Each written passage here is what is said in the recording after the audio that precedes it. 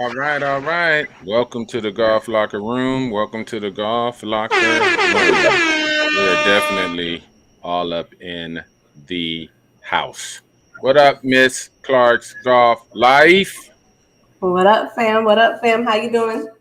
Ah, I can't complain. Everything is good. Big Sif will be on in a minute. He's beelining from the golf course, like all of us were addicts trying to get in that last swing. A little too late to be on time, but he had to do it. He had to do it. So he'll be popping on in a second. But the show waits for no one. The show keeps going on. The show keeps going on. What's up in the news? What's cracking? We got it's a I ain't few few tournaments going on. We got mm-hmm. let's see, we got the ladies, the LPGA. They out here with me and Cali at Los Verdes, our Palos Verdes Country Club. And Okay. which is crazy because I'll be there. I'll be across the street from them at another course for my home for one of my board members from our golf league's birthday round on Saturday morning. They're playing at the country club. We're playing right across the street at the city course, but still ocean views. It's called Los Verdes, and yeah, they're gonna get out there, and then we got uh, Cam Champ Okay. and Bramlett. They're in Mexico playing that Nice. Mexico Open. Yeah, nice. Getting that grind in, getting them strokes I love in. it. Hopefully, bringing some bread home from Mexico. That's what they say, Mexico, not Mexico, Mexico. Yeah. What's going on with you? Man, I think I'm still recouping. Went down to Fort Lauderdale, Miami area, played in the For Life Lawrence Taylor throwback celebrity event. It Oh yeah, he was was talking about it when we had him on the show. man, LT's a piece of work. man, it was everything. Everything. You hear me? The event, the whole weekend is phenomenal. I slept for like I don't sleep long. I get about 5, 6 hours to sleep. You know, I golf. I'm kind of crazy like that. But literally, I think I slept 13 hours straight the other day, and I was like, and it felt so good. But no, Yeah. it was a great time. I almost wore my wig on here. I almost because I was feeling it. I was feeling the 75. You know, you was about to put that Afro wig on. Yeah. I know it was a blast because I know LT is a piece of work. He had me rolling when he was on the show a couple of months ago. Nice. So it all turned out good. Uh, Absolutely that's dope. What wonderful. else is going on? Anything else in the news? Anything else? Just talking? If it was No. anything, I don't know. Like I said, I'm trying to catch up. Yeah. Ain't nothing. Ain't too much going on, but the tournaments is good. Golf is in full swing. Weather is clearing up. So we in golf season for y'all. Well, not really y'all, because you in Florida, so you golf like me year round. I see Big Sif. Let's bring on Big Sif. He might have something to say. He's fresh from the golf course. He's fresh from the golf course, getting those swings in. First of all, Big Sif, tell me, how did you play today? Actually, I just went and worked on some shit, man. I Okay. had my coach out there, man, and made some drastic improvements. Just ball position. Had no idea that I was playing the ball too far up in my stance, man. Just little shit, man.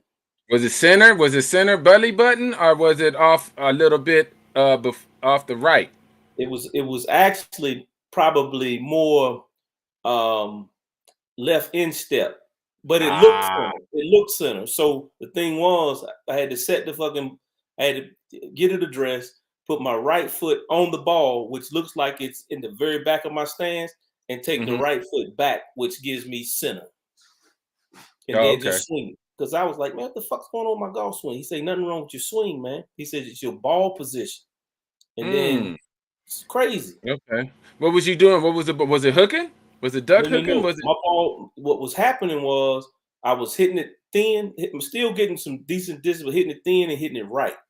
And so the thing Ah, is, if the ball's too far up front, then you can't turn. You can't turn no. into the ball and have power. You late. Yeah, you Yeah. late. Yeah. So just Sure. something as simple as that, man. I mean, for me, that's worth $300 because I'm playing them $5,000 games. Yeah. No, definitely. Yeah, I think Thanksgiving, I went and seen my swing guy, and I was just too far from the ball. Right. He was like, "What the hell you doing so far away from the ball?" I was like, "I don't know. It feels good." He was like, "You can't do nothing but stretch for it. You It's don't no have no power. control, no power. You can't shape shots when it's too far away from you, or if it's too close. You in a box, are you stretching too much? It's You like don't have this, no man. room." The rule of thumb is if I'm fighting a motherfucker and I hit him like this, I ain't gonna hurt him. But if I Nah, hit the motherfucker like this, you still got swing through power. I still got swing through power. Exactly, and that was a big thing for me, and I've been working on that. And my hands used to be activated. Right. So instead of having my hands like this on the club, I was locking them already like this, almost hinged. Felt good, Right. but if they already hinged, where you gonna hinge at? Nah, you dead. You Nah, locked up. yeah, Your you arms is absolutely locked dead. up. Yeah. Yeah, your So arms is locked up. it's just Small the little small things. shit, man, that can jack your whole swing up. And Yeah, then yeah. then what happens is if you don't have a trained eye to look at it, then you start trying to now what I was doing was I was trying to catch up and flip at the bottom. Which if the time Mhm. is good, it's good. But if the timing ain't good, you dead. Yeah. You be hella inconsistent. Right. You're relying too much on your hands, Yeah. trying to do But something, and but that that was can never. the old school way though, how those guys came up back in the day, the They Hogan, were Charlie handsy. Silver, they were Yeah, they were handsy handsy. guys. Yeah, But you feel, can't feel and hands. you can't stop that motherfucker on the green with Mhm. that. Yeah, yeah, That damn yeah. that it has to you have to come into the ball like this. And knuckles have to be coming down like this. That's true. Damn, I ain't know Definitely. we was on the app. My bad. I've been cussing up something. Oh yeah. We just brought you in. We had already been on the air 10 minutes. Oh, my We bad. just started. We just started. Trish, how's your swing coming? Look here. So Because the I got last my new time we club. heard, you was hitting your clubs all the same distance. Yeah. So no, I got my new irons, and so I love them. I love them. They're legit. But so I end up finding the driver for the iron set that I had, and Okay. so but it's literally it's a R flex shaft. Yeah, Yeah, regular R flex. flex shaft. And what I was playing with was a S flex, and so right now it's the prettiest 150-yard drive, and I'm disgusted. So I'm on the lookout for. Hey, I'm on the Why? lookout. What? You're timing off. You yeah, should but if you No. So the shaft is like 30. The shaft is the XEO shaft. So they're really light shafts. So this shaft is literally 38 grams. You okay, I understand? like So it's yeah, really, it's yeah. got too much flex in it. It's like, it's ridiculous. So I get How to many it. inches? How long is it? It's a standard man's, but that's It's what I play with. That's what 46? I've You been playing. playing It's 46? whatever the men's club is, that's the standard club that I play with. That's what I've been Man, if playing you with. don't cut that down, it'll make it stiffer and you'll have more Uh-uh. control. No, I'm getting a new Okay. club. In And my how mind. and I'm how getting and how and how tall are you? 6 foot in my mind, but 5'1". 5'1" with a 40. All right, I'm gonna be quiet. I ain't your coach. I'm gonna be It's quiet. almost as 5'1". but it works. 5'1" But it with a works for me. 46 with a It, 46-inch it works for driver. me. And you It it's works for me. not. It You're hitting works it for me. 150. It does. This club doesn't work. It's raggedy, but I'm getting it. Don't worry about it. I'm gonna get my other club back. Don't worry I about think it. it's the shaft. Oh, it's Go definitely see shot. Uncle It's E. definitely shot. No, have you talked to Uncle E? you got to see Yeah, I him. talked to him. Okay. Don't have him cuss me out on this show because he has talked to me about it, and Okay. Talk to the I'm getting a expert. little hard headed. We got a Yeah. good expert today too, Mr. James Palmer. We're gonna bring Yes, him on in a second. But yeah, but what about your irons? Have you gapped your clubs yet with your I love them. distances? You know I what they love all them. do? Oh yeah, because I played Thursday, Friday, Saturday, Sunday. I think I got 2 rounds in, and I played yesterday. So Yeah, you know what I'm okay. saying, because there's practice. You got to get them reps in. So No, you I don't do. like That's them. good. Yeah. That's So I true. like the iron. I'm not mad at it. 3 wood's great. It's just that driver's giving me some pause. Got it. Got it. Well, yeah, that's what it takes. It's a practice, practice, practice, practice, practice. Um, Mm-hmm. something else I wanted to bring up, but I'm old, so it it slipped my mind. But I know it was something interesting. I just can't think of it now. See if you got anything before we go to guests. Nah, man, everything's good here.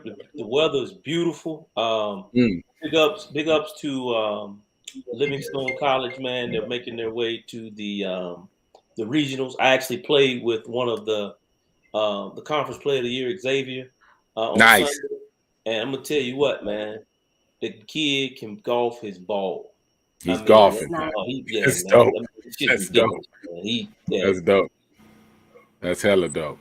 That's dope. Yeah, yeah. We'll have them on, I'm sure, after all their festivities and that competition winds down. It's just a great story. It is a testament that golf can come from any place on earth Yeah. and you'll be good. But that Livingstone College piece is something else because Mm. definitely that's a story. Where the Uganda, right? Uganda's Nice. nicest kids you ever want to meet. Yes, Wow. sir. Yes, Nice, sir. nice. We lost our guy. He'll be back, I'm sure, but he fell off a little bit.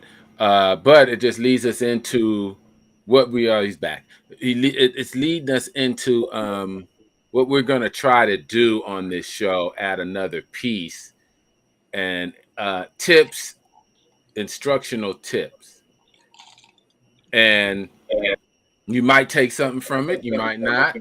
Um, we want to start with the anatomy of the golf swing, starting with the grip, the takeaway, well, the grip, the posture. Again, like you were saying, definitely ball position.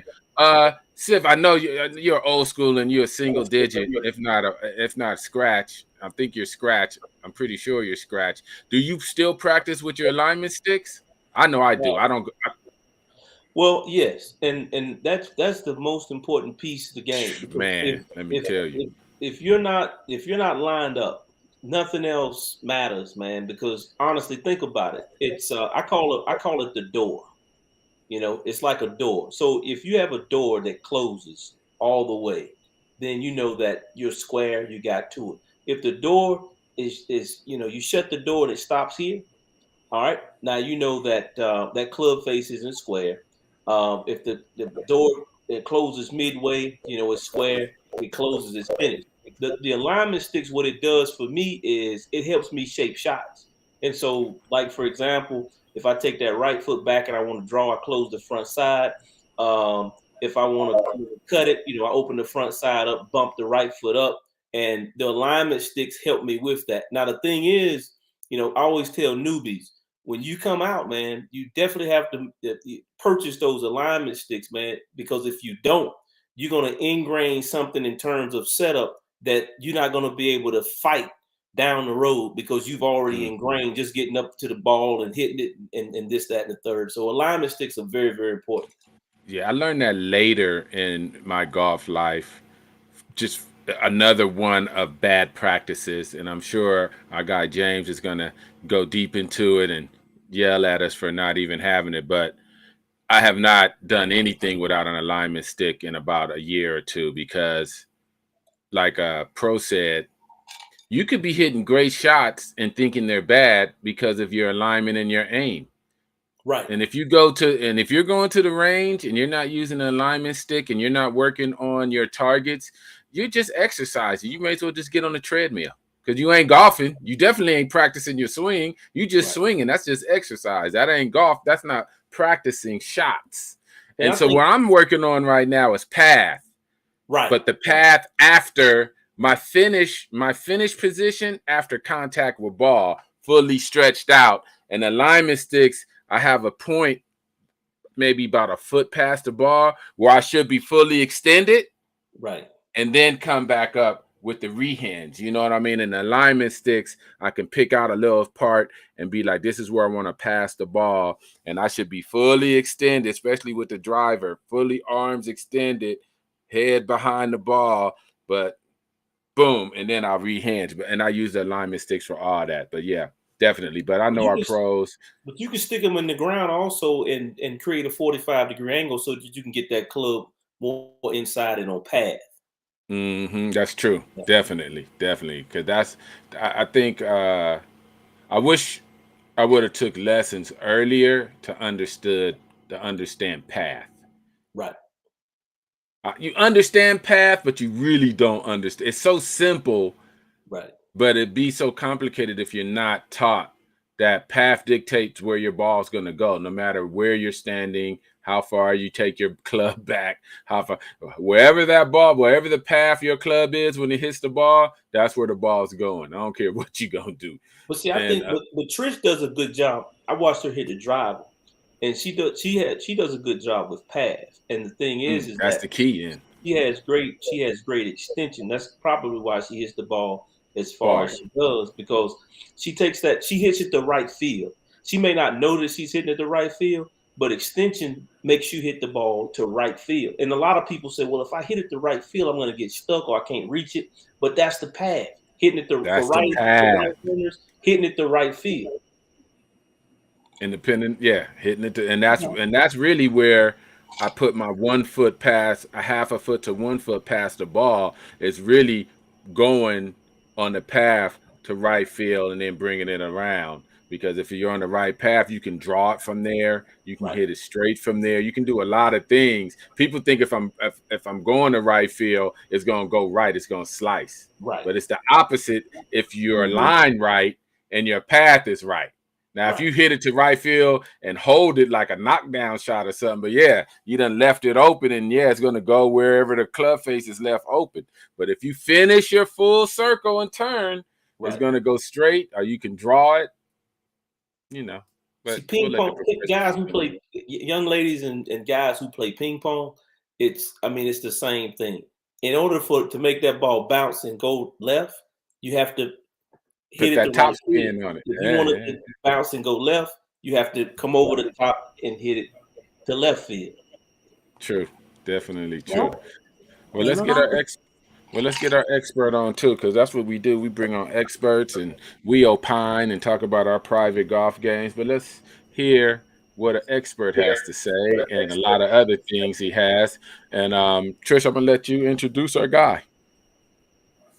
All right, golf fam, we have James Palmer, former executive director and head coach of Combine Academy. He's going to be joining us this evening, and we're going to bring him in so he can tell us a little bit more about himself and what he's doing these days. All right. There he is. Well, we got him. We got him, Mr. Palmer. Let's give him some air horns. Definitely another round of applause, and welcome. Well, thank you. I'm honored to be on your show. Thank you for inviting me on here.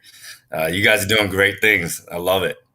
Yeah. Thank you so much. I just learned a lot in that intro. I don't know if I can add much. I don't think I want to add anymore. I was like, all right, I think show's over. No, it's good. Yeah, we just like to talk golf, but we leave it up to people like you to put the cherry on top, because we don't like to give bad information. We talk about our own experiences, but we definitely like experts and professionals that's dedicated their life to do what you do. Give us a brief history. Give our guests a brief history of what's going on.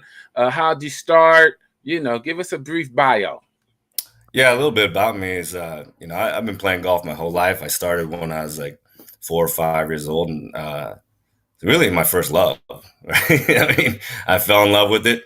I'm old now, and she's still my first love. Right? We all feel it. We go every time we can, and we're out there playing and trying to get better. So, and I'm at the point where, I've been at this point where it's done so much for me.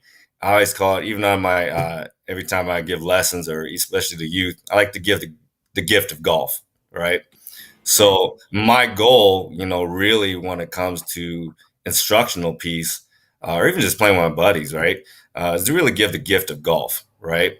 And I'm pretty old school when it comes to golf instruction. I I use cameras and things like that, but I'm pretty old school when it comes to like just getting better, right? I can look at your swing and just kind of help you from that point on. But a big part of what I feel when I say give the gift of golf is not just shooting par or better. That's a goal, of course. But also, we already know it's a bonding experience, right? Whether it's you create enormous, wonderful bonds, lifelong friendships, just right there on the golf course. And that's what I want to instill for new golfers, right? Who've never really stepped foot on a golf course. It's not a comfortable thing. It still isn't for some people, right? But once you get comfortable with it, that bonding happens more naturally. And then when we talk about kids, I mean, I don't keep in touch with anybody I played junior golf with, but if we would have stayed around, we probably would have, because we were such strong competitors, right? And that's what the PGA Tour is. I mean, a lot of those guys, they were playing in junior golf. They're still playing against each other. It's a bond, right? So when it comes to golf, a big part of what my goal is to kind of give the gift of golf and just let people enjoy it. And of course, when you're good at it, it makes it a lot more fun. And so, and I know Trish mentioned she played in the tournament recently, and she bumped into a bond I had with somebody years ago that I met and gave lessons to years ago. So small world. Very small world. Yeah. So, nice. So it just all comes full circle, and I've lived in many different places. And most recently I was at Combine Academy, which is in North Carolina. The Charlie Sifford course there is right in Charlotte. And so I took my players there actually. The Combine Academy is a sports academy. It's an elite boarding school. So it's kind of a smaller version of IMG Academy, which is where I used to work too as a recruiter and coach at IMG Academy as well. So they called me up to kind of start that program at Combine Academy. And I was glad to do it, right? So there was some challenges, meaning it's during COVID. So I had to get players, and I was able to recruit 5 really good players. And so I wanted to, the goal was get them in tournaments, improve their ranking, and then get them in college. And a big part was getting them exposure. So I reached out to as many coaches I knew and coaches I didn't know, and let them know who my players were, because they weren't on anybody's radar, right? To get on a college coach's radar is not easy, right? They're not going to, I can email them, call them, they're not going to respond to me either, right? So to get on their radar and then to have a coach actually take a look at you is a very difficult thing, unless you're one of the top players. But they've already chosen where they're going to go probably by 8th grade. So I was very successful in that. What's that? I was saying, what's the age groups that you work with? Oh, I've throughout my whole career has been kids all the way from 5 years old all the way up to adults. So I'll teach all different levels, pros, high level, amateurs, beginners. So I work with anybody who wants to learn the game. And the way I coach and instruct, in my view, like there's no prescribed way for a swing or how to coach. It's very individual, right? And there's a lot of trust, right? Any relationship, there's got to be a lot of trust, right? I don't know if I've never had a lesson in my life actually, but I know I've heard some stories where people are like, yeah, I had a golf instructor, but they really weren't sure, if they're the right person. So, but they stuck with them because that loyalty sort of thing. And the reason why I never had a golf lesson is one time I went to one of those little junior golf clinics, probably about 6 years old. And the pro was telling us something about an uphill lie. And he's telling it wrong. And I was like 7 years old. So I go home with my dad. I was like, is this right? I don't think this is right. And my dad kind of shook his head. He's like, no, that's not right. And he said, you know what, James? He's like, not every pro knows what they're talking about. Right. And I was only 7 years old. So that stuck in my head. So I was like, I don't need to learn from, And so back then we didn't have YouTube where like a lot of people have. Is this Golf Digest really? Leafing through those last few pages of Golf Digest with those drawings of them showing how to hit shots. That's basically what I did, Wow. And then the competitiveness comes from just playing other sports, right? I'm a multi-sport player, and But golf was the one thing that I knew I was going to do. I knew I wasn't going to be super big. I knew I wasn't going to be super fast. So I knew my limitations, but golf, you could be any size and still hit the ball, as we know. Golf that ball. You don't have to be Hercules, that's for sure. Definitely. Let's give that up because two things you said, working at the IMG Academy, elite level academies, starting the combine, being one of the first, being in the combine and starting a program. We have a rare opportunity to ask you some questions for our audience that may not always get the right information. You were out there recruiting for some of the top elite junior boarding school and academies out there. What do you look for in recruits? And that probably can help a lot of our parents and a lot of our people that deals with you. What are you looking for? What catches your eye? I know you go deep and dig deeper, and some people may look at certain things, but you looking at the whole picture. What are you looking for, and what catches your eye with a junior that you may think could be elite? Well, for me, I think I had an advantage over a lot of recruiters at IMG Academy because I was a coach at a university too. So I coached at Johnson Wales University, and so I had to recruit for them, right? And so we went to nationals. We were ranked in the top 10 all the years I was there. I had 25 golfers on that team, right? At that time, golf teams were probably like 7 players at max, but I brought in 25 guys.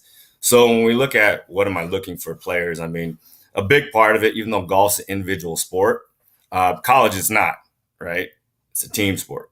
And so being a college coach and knowing other college coaches, just like any other sport, you gotta fit the program, right?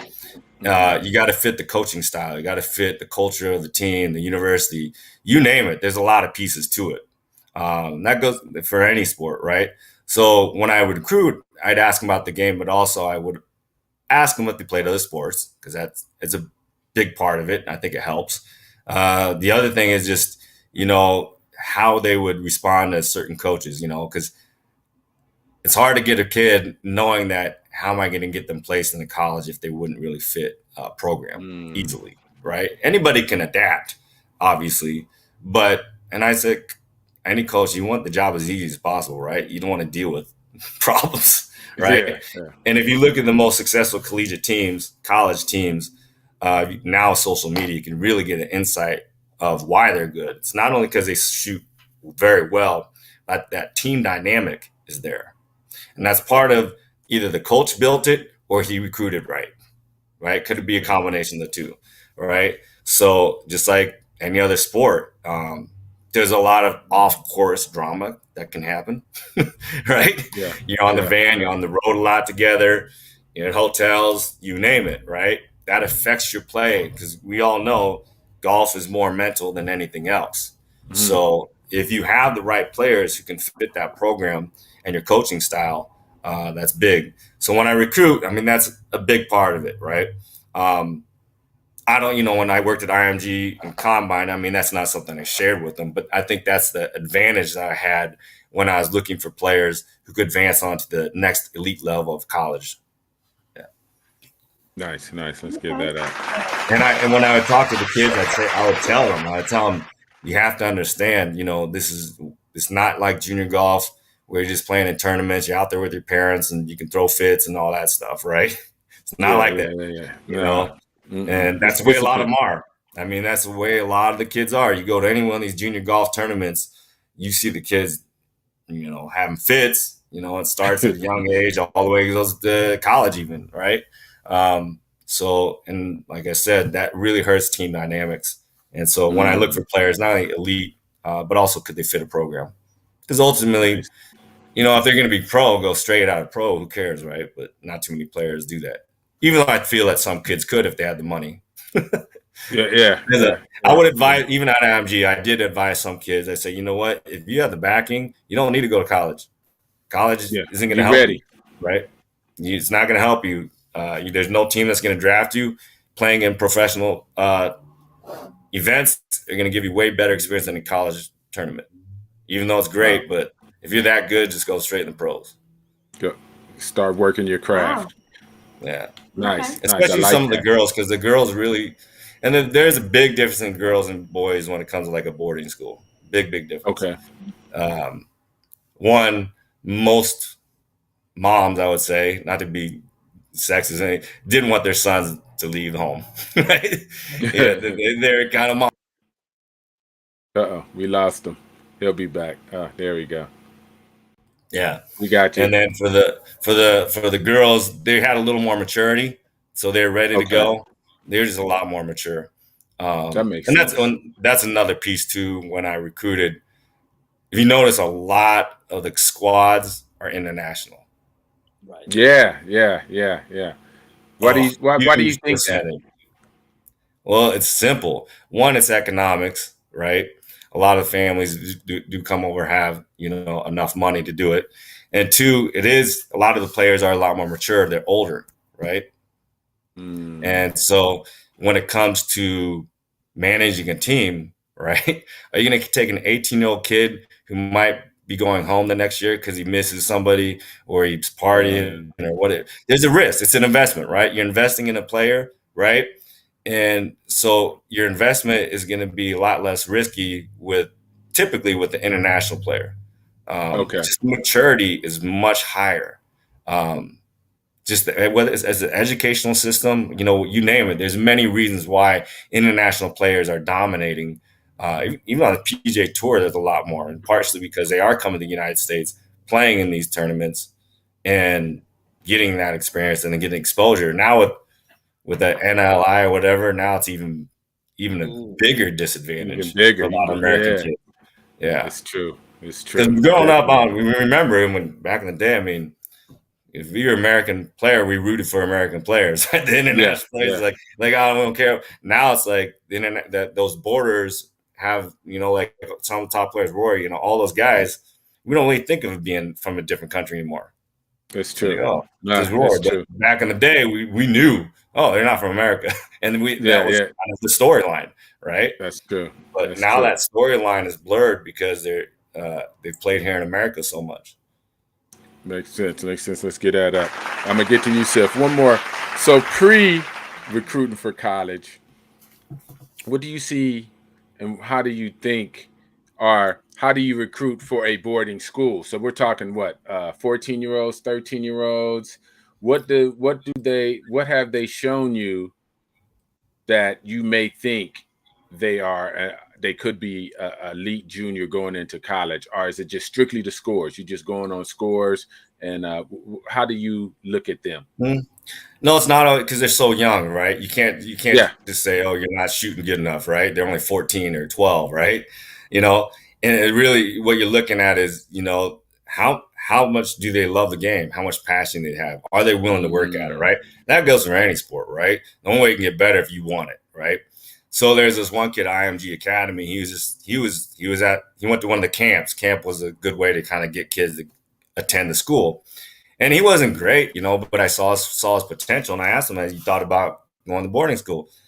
And he really thought about it. But I talked to his parents. I said, I think he would be really good, and he was. He worked. He was shooting 90s when he started, and I follow. I don't think he's graduated yet, but he shoots under par now. Wow! Oh, he's ready. Let's get that out. He's going somewhere. He's going. He's going to D1. And it really is just a matter of, an IMG. I mean, it's any athlete's dream. I mean, geez, come on. Everything under the sun is there. Plus, you go to school half a day, you get to practice and train the other half. I mean, who wouldn't want to do that, right?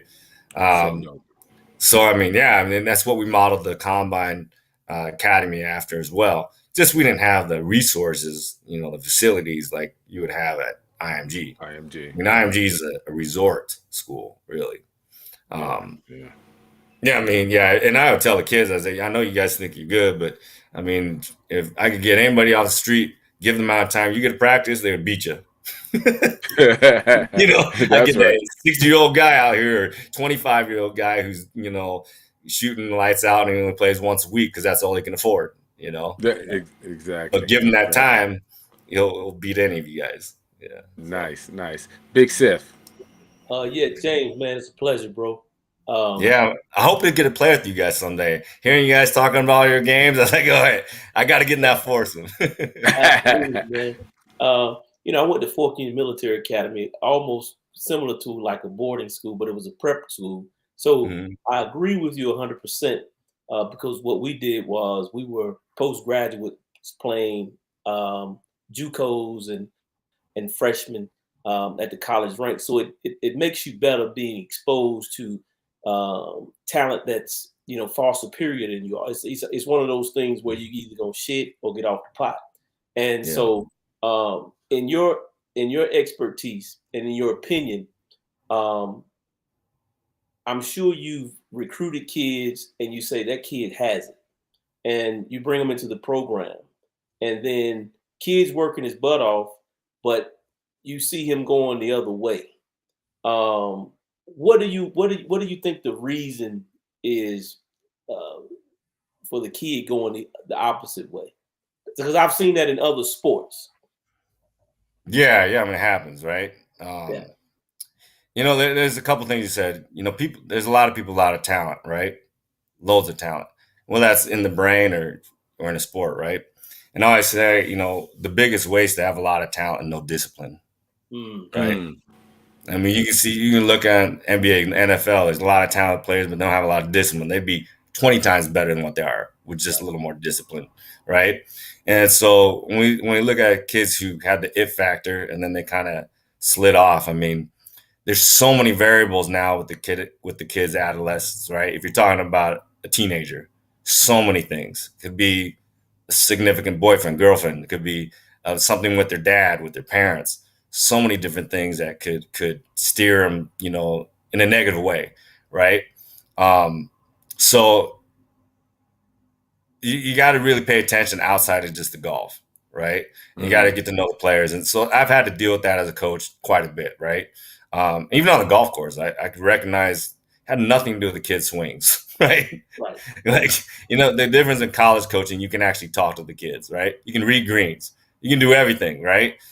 High school with junior golf, you can't talk to the kids. So, I mean, I'd go up to the kids as one of the players one time. You always look at body language, right?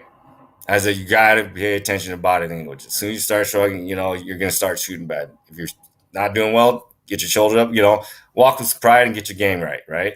But he was kind of slouching around. I said, what's the matter? Well, I used some bad language. But what's the matter? He's in college, right? Yeah.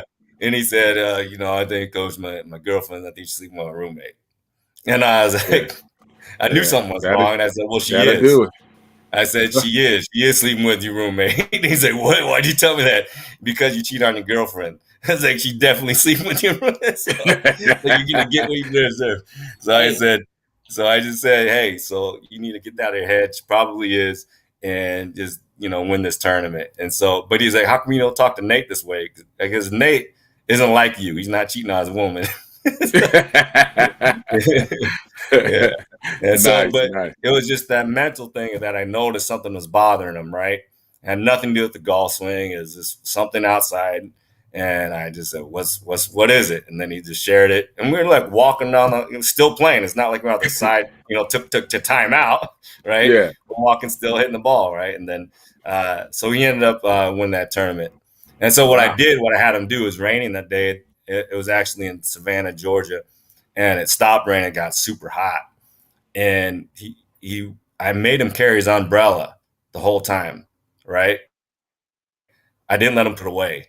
So he didn't have it out. He had it fold up, but I made him pick it up because it slowed his pace down, right? And he kept saying, Coach, why can't I put this? I was like, no, you just keep on carrying it. Keep on carrying it, And so it's just those little things, yeah. But back to your point of like what in a kid slides, I mean, there's so many different variables that you got to really pay attention to as a coach. A lot of it is external things. It might just be simple discipline, right? But if they're already a pretty good player, they're probably already pretty disciplined. They didn't get to where they're at. There's something else going on that needs to be addressed, or it could just be confidence in their, if it's a swing thing, you can see it as a coach or instructor, right? You're off. Just like you said, your coach saw your ball position, right? Those things as a coach, swing coach, you can figure out pretty easily. It's the other things that goes on people's heads. And that's why I think, I was so successful with the players I got and how well they did. They had swing coaches. I'd fix it when they needed it. But, when it came to actual being on the course and getting the head right, that's why I really would come in and make sure that they mentally tough. I mean, nobody's mentally tough as Tiger Woods, right? I don't think anybody will be for a long time. Maybe his son. But mental toughness is something you can't teach, but it's something that you can definitely make sure they're aware of. Definitely. Let's get that up. All right, Trish, what you got? So James, I've heard from some parents, they're like, homeschooling the kids is a good thing, and this is, I knew about IMG, and then now obviously Combine Academy. So would you say for a youth golfer it's beneficial or more beneficial, or homeschooling? Is there even a difference? Yeah, homeschooling, boarding school. Homeschooling is a great thing. even if you're not playing a sport nowadays. Well, I'm a teacher too, and so I know how schools are now. There's some bad habits that happen, right? And so I don't think there's anything wrong with homeschooling. Back in the day, it was kind of like, oh, what about their social skills? Well, I mean, nowadays kids are on the phone all the time anyway, so might as well just teach them at home, right? But when it comes to athletics, I mean, I think it's a lot of the parents I do still talk to, because people call me all the time, and they're glad that they did homeschooling, because now they get the credits, they get practice all day pretty much. They're getting everything. They're getting everything they need. I mean, there's when it comes. I mean, look at what COVID, it kind of proved to us that kids are learning online. It's tough for a lot of kids, of course. But then you go in the classroom, half the time, I don't know if you've ever been in a classroom, but half the time the kids are on a computer anyway. It's just a matter of the teacher. They're on like different software programs to show their progress. It's not like it's anything different. So, I think it's a huge benefit if you can homeschool, and if they play a sport such as golf, especially because you got to be able to play during the day. It's a huge advantage. Yeah. And then you got tournaments, I mean, but golf, we've known this. I mean, it's about access and affordability, right? And that goes for juniors, that goes out to adulthood. There are guys out there I know could be tour players, but they don't have the money. They don't have the affordability, don't have the access to do it, right? That's the biggest barrier. I mean, that's, in my mind, it's always been, and hopefully it'll change, but the way green fees are, I don't think it will. Nah, they're going up. Because that's another question I had. Because like we always say, golf is different than other sports. Great talent gets drafted in other sports and everything's taken care of, where great talent may get some deals and may get some backing, but it's still different in golf than in a basketball or football. Do you think it's better, or that's just the way golf has always been and it should be that way? What is your philosophy on that, where you say, pro golfers that could make it if they had the right backing, meaning travel and PGA coaching Tour, and the PGA Tour, I mean, basically they all come from country clubs. Majority, that's what probably 99% come from country clubs. Yeah, they're not regular golfers. They came from country clubs. The PGA is a big country club, right? They grew up playing. I mean, the guy, Chef, I barely watch golf anymore, but unless Tiger's playing. But that Scotty guy, right? I don't know him for anything, but they said he won like 90, 130 junior golf tournaments, right? Which is awesome. You need to be able to play and compete. It gives you a great advantage, but that's a lot of money, right? Yeah. Most parents. He grew up on the Dallas Country Club. Yeah, it was a Dallas Country Club. Yeah. So I mean, he'd been playing there since he was 6. Yeah. So it just shows. I mean, it's. I mean, golf. You don't have to be tall. You don't have to be fast, right?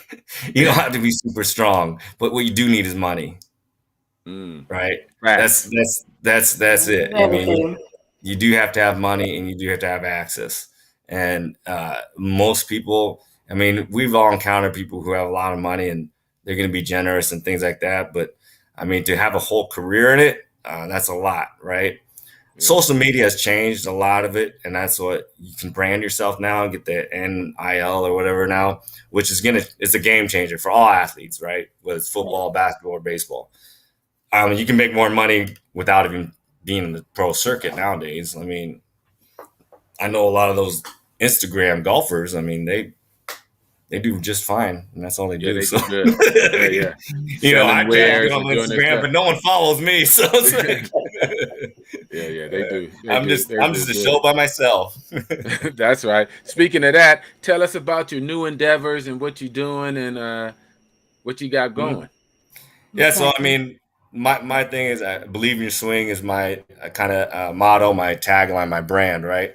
And so, I mean, just like in life, whether you got to believe in yourself, you got to believe in your swing, right? And it builds confidence. So, what I want to do out here and now in Phoenix, because I left North Carolina, I want to start another youth program that I did like in Miami. I was a director at a nonprofit where we gave lessons to over 600 underprivileged kids in the summer. Wow. And that I was very dedicated to make sure that we reached out to students of color. Because the first tee, I mean, you probably know, really doesn't really reach out to the demographic that it was intended for, right? Because again, It's about access and money. But what I did with that program, I made it so that the lessons were free or doing like $5 a week, right? Mm-hmm. So I made it so I had to write grants, had to fundraise, you name it. I did everything I could to make sure that we could get these 600 kids every, and then we'd have repeat kids. That's what I wanted. Kids who come back 1 week, they'd come back again. They come back again. And they were like, elementary kids. But we took them on the golf course. So they got to learn actually on the golf course. So I want to do the same thing out here. I'm going to, I meet a lot of great people. I've met a lot of great people out here. And as they get to know me, I feel that with the connections that I've made out here, it's something I could do and raise a lot of money to make golf affordable to the demographic that I'm talking about. Nice. Yeah, AZ it's a golf town. You're in a golf town for sure. That's beautiful. It is. But it's a golf town, but it's still the demographic here is different, and it's a lot of old people. It's AZ, the last state to give Martin Luther King his holiday. We know where it was the last state to give King his holiday. So AZ is a golf town, but AZ is still a little bit AZ. Yeah. But you're gonna change. But I'm excited to bring the gift of golf. I'm really gonna get it started probably this summer, and really start promoting it and getting the kids out there learning the game. That was like over 10 years ago when I did that nonprofit, and so they're in their 20s. So hopefully they're out there golfing still, just from the little bit of time that they spent with us.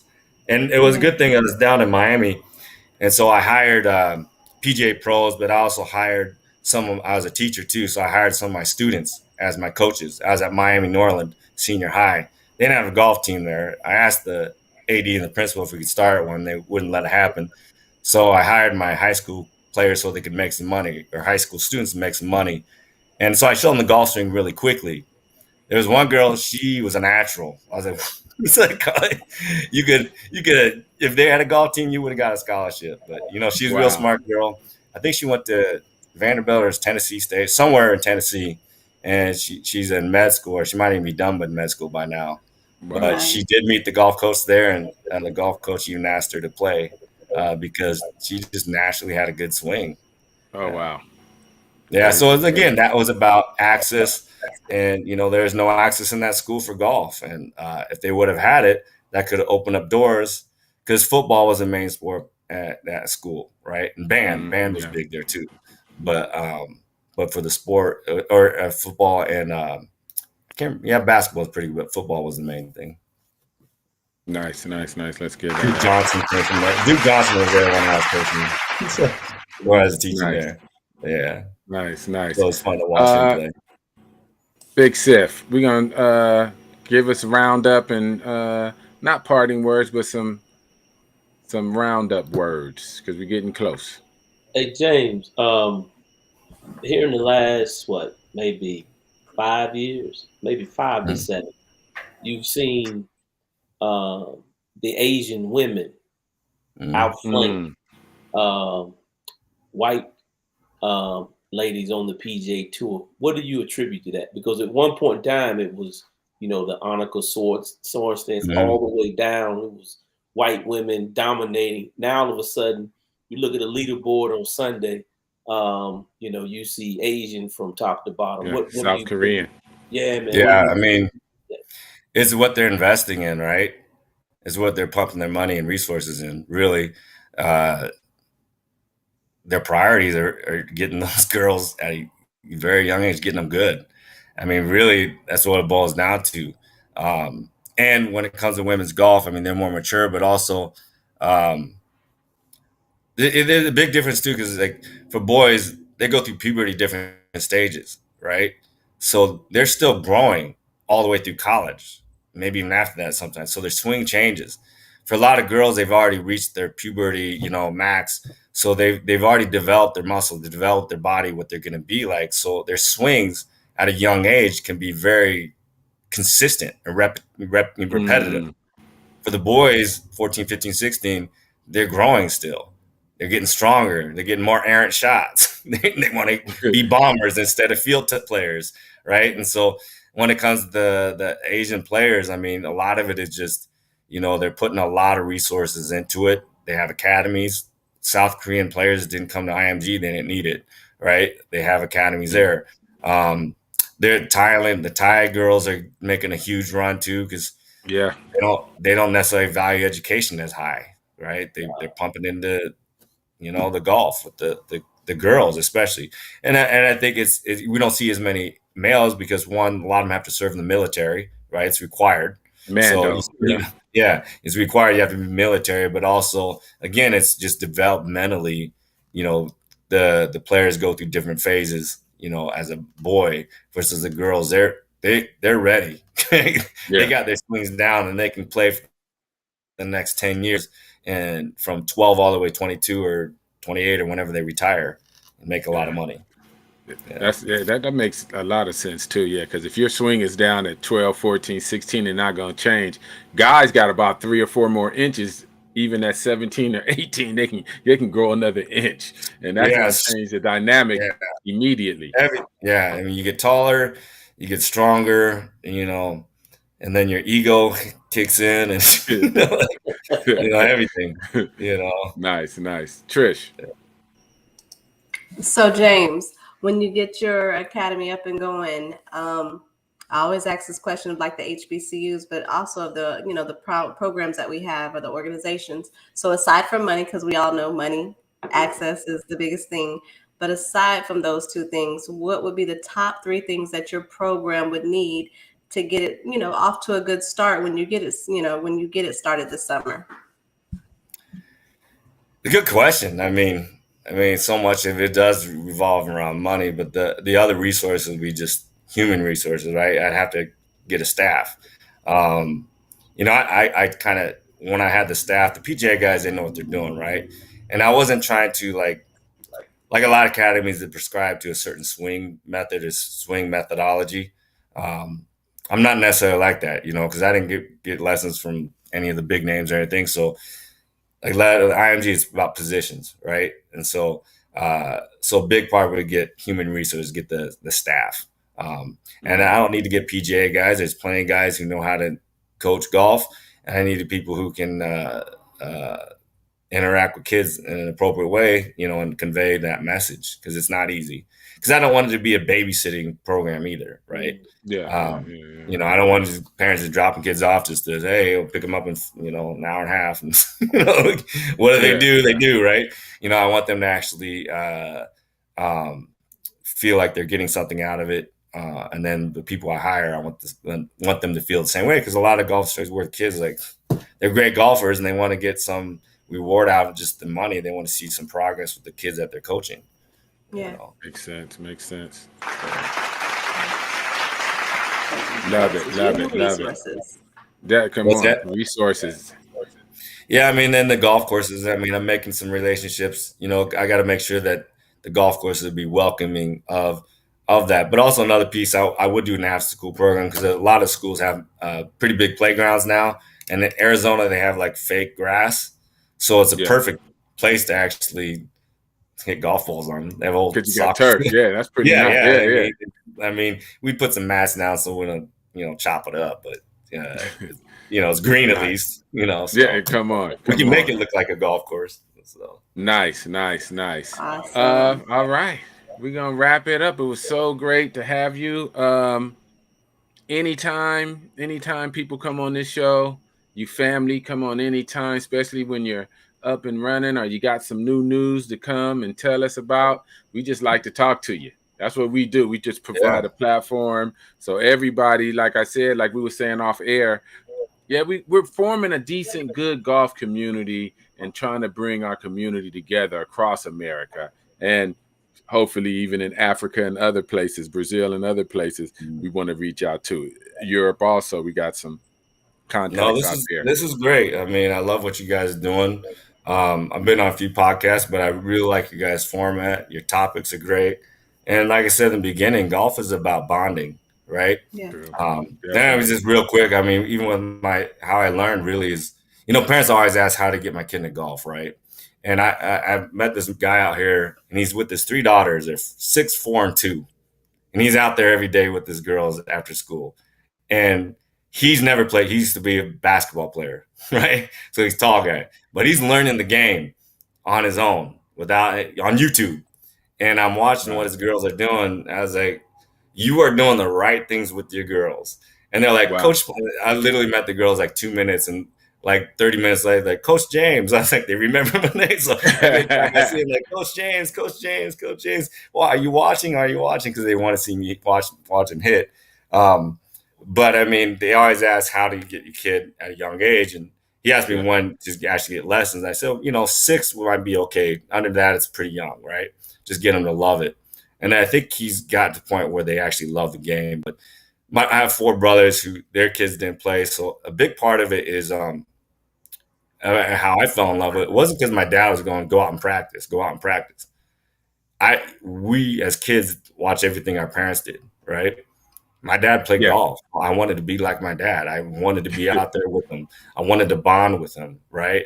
I wanted my brothers. I wanted to bond with them. They're older than I was. I wanted to beat them, right?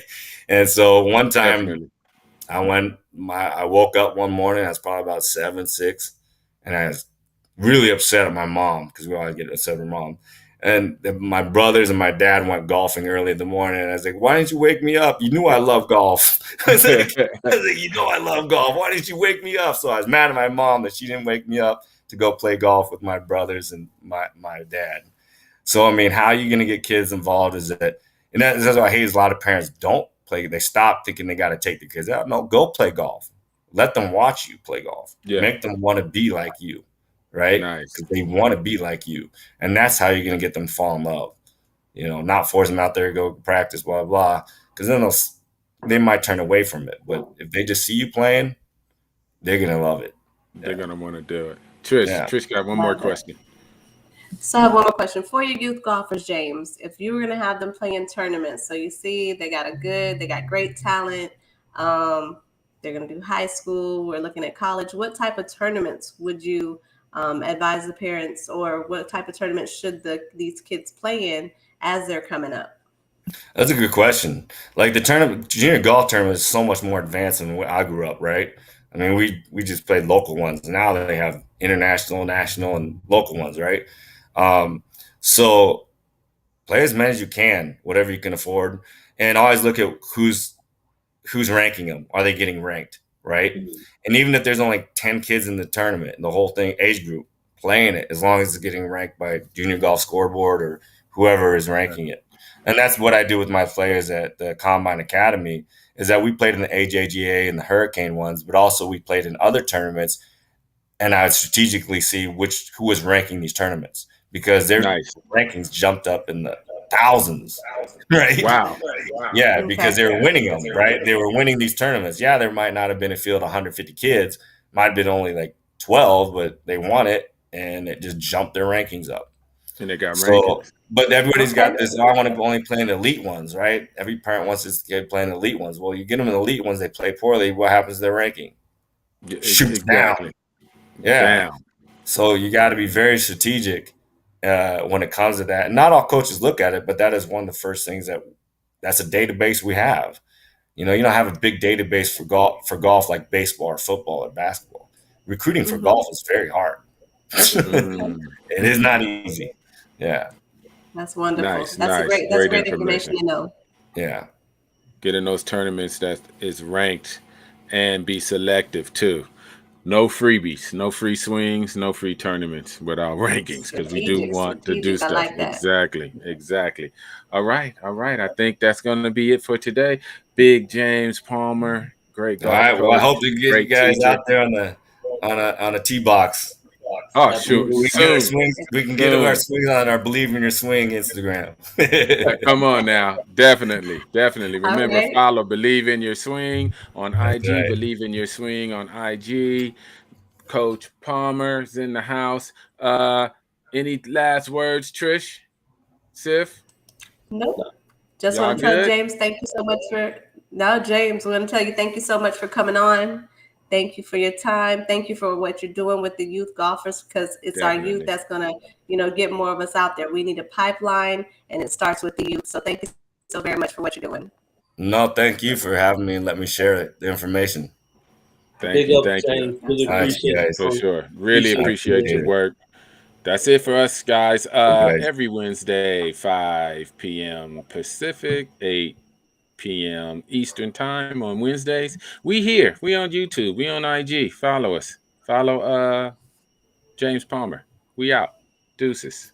Again, let's get some claps. Let's get some air horns.